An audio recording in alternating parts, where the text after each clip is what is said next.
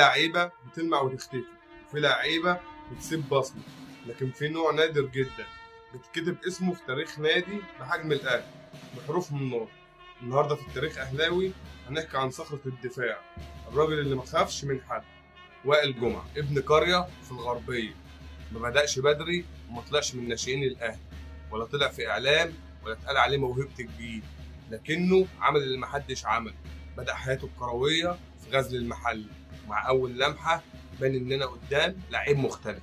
في 2001 الاهلي بيضم وائل جمعه، من اول ماتش ظهر انه مش مجرد مدافع، ده مقاتل، عقله في رجله وقلبه على الفانيلا. من هنا بدأت الحكايه.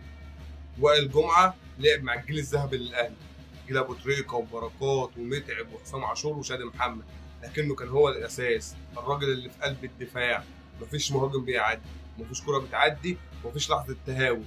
فاز بستة دوري ابطال افريقيا مع الاهلي، وفاز بثمانية دوري مصري، بطولات كتير محليه وافريقيه. مع منتخب مصر فاز بثلاث بطولات افريقيه متتاليه، 2006 و2008 و2010. كان هو الاساس في عنصر التشكيله بتاعت منتخب مصر اللي رجعت الامجاد. وائل جمعه ما كانش بيضحك كتير، ما كانش بيظهر في الاعلام زي غيره، لكنه كان قائد بصمت. كل اللي موجودين معاه في الملعب كانوا بيحكوا عن صياحه وتوجيهه وتحفيزه. كان بيقاتل على كل كره كانها بطوله.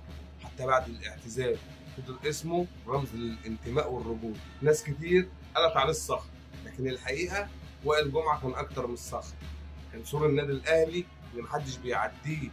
في يوم من الايام لما التاريخ يجي يكتب عن اعظم مدافعين افريقيا كده هيبدا باسم وائل جمعه. شكرا يا كابتن، علمتنا يعني ايه تلعب برجوله، يعني ايه تلبس الفانيلا الحمراء وانت عارف قيمتها. معكم باسم عيسى من قناه التاريخ اهلاوي. اشتركوا وفعلوا الجرس عشان الحكايات لسه كتير، والتاريخ دايما اهلاوي. في النهايه الاهلي دايما في القلب. سلام.